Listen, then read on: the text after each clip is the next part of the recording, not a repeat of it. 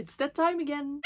Hi everyone, welcome back. Today we are composing my to be read for March and I'm quite excited once again because I don't know what is going to happen. I only have some books that I already know that I am putting on my to be read, and those are first off Olive Kitteridge and Olive Again by Elizabeth Strout. And I feel like, no, I don't feel like, I know that I've been talking about these in the previous to be read videos, so I just need to get to these because if they stay on my to be read for too long, I feel like it is going to change from I want to read these books into I don't want to read these books anymore because they have been bothering me for so long.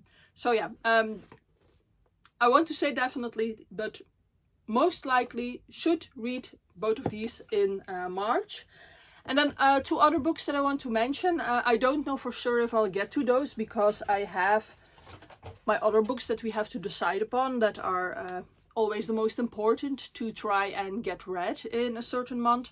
But there are two recent releases that I am very interested in and that I do want to put on my to be read just in case I get a chance to read them because I really feel like reading them. So the first one I already have, it arrived. It is After the Fall by Edward Ashton. This is like a dystopian story in which animals started ruling the world and now humans are like pets or are not anything important in society. So yeah, I'm interested in that concept. I want to know how they tackle this. And another book that I'm very interested in to read hopefully soon is the book Cleopatra by Sarah L. Arifi. I'll show it here because it hasn't arrived yet, because I'm quite interested to know the actual story of Cleopatra told through her eyes. I am really curious as to what she will be doing in this story. Then the next thing to do is choose one of the books from my must-reads for 2026. One of the books that are left from 2025, in which each month I chose a book that I most regretted not reading. I still have 10 to go because there's 10 months left. And in the previous two to be read videos, I was deciding by rolling a d12 to decide which book I would end up reading. But this time, because there are just 10 left, I decided to make a spinner wheel. So I'll throw it on the screen and we'll have a look together as to which book it will be. So there we go. Oh, what is it? What is it gonna be? Oh, it's Know My Name. Oh, I am very happy with Know My Name. Here it is. It is by Chanel Miller. And it is a memoir. So let me just read you what it is about. Universally acclaimed, rapturously reviewed, and an instant New York Times bestseller, this breathtaking memoir gives readers the privilege of knowing her not just as Emily Doe, but as Chanel Miller, the writer, the artist, the survivor, the fighter. Her story of trauma and transcendence illuminates a culture biased to protect perpetrators, indicating a criminal justice system designed to fail the most vulnerable, and ultimately shining with the courage required to move through suffering and live a full and beautiful life. Know My Name will forever transform the way we think about sexual assault, challenging our beliefs about what is acceptable and speaking truth to the tumultuous reality of healing. Entwining pain, resilience, and humor, this memoir will stand as a modern classic. Yeah, so I knew it was about someone who got sexually assaulted, but I have heard such wonderfully good things about this one. It is highly regarded as a book that you really should read. I believe it is in that list of 100 books that you should read from the first quarter century. So I am really intrigued to read this one. I do know that it's probably going to be really sad and really difficult and hard to read. So yeah, I'm aware of that, but I am also really happy that I finally get to read this book. All right, and then as always, we get to the most suspenseful part of this video. It is time to draw my series for my year of series. This time I got my container ready and I'm going to try and quickly put all the possible series from the jar in the container so I can more easily grab or rummage through these. Alright, here we go once again. I am I am really nervous as always. The thing is that I got lucky in January with the duology, and I got quite lucky actually in February, because those 5 books that I read were young adult books, so I got through them quite easily.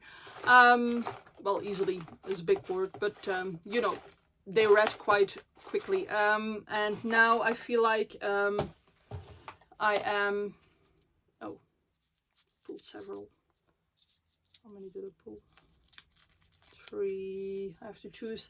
And now I feel like I'm really running out of luck. Oh god.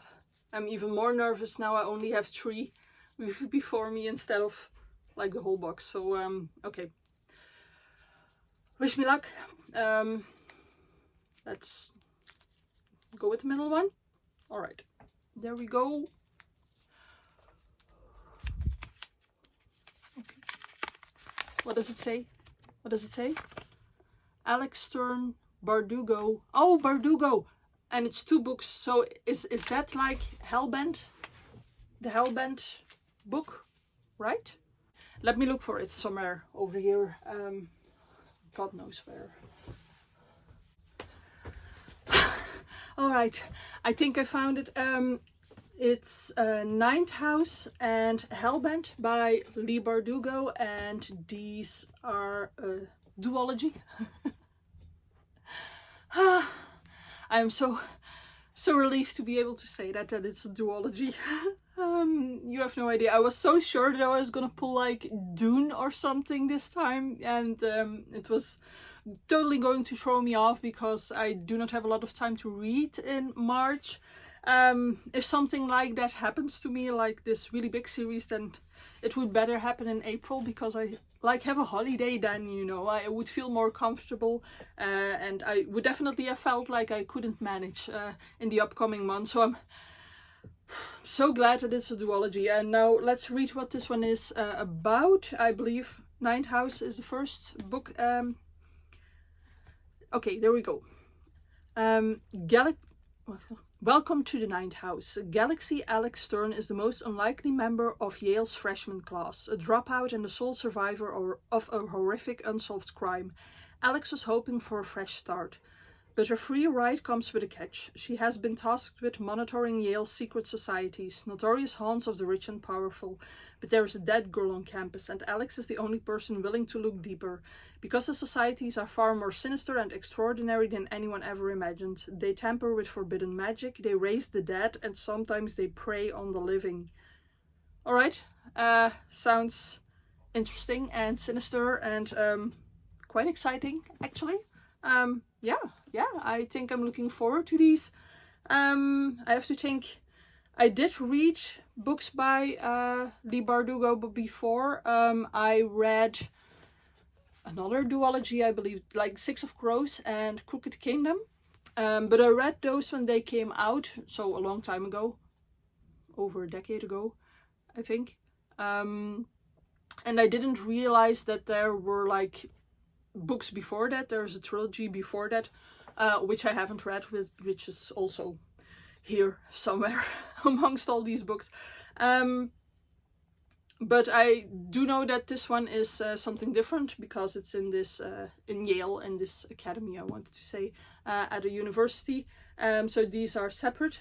But I am quite curious, because I remember really liking Six of Crows, which was this heist thing with young people doing this heist thing, but it was really well structured. So I enjoyed that. So I'm very hopeful that these are good as well. And I'm especially grateful that it's not too much. So yeah. Can you feel the relief? Because I am like, perspiration is the word I'm looking for. Yeah, it's a thing over here. All right, let's add all of these together. So I'm still missing one. the Cleopatra one, but I feel like that is a really good selection to be reading from in the upcoming month, and I'm actually quite excited about this, so looking forward to it.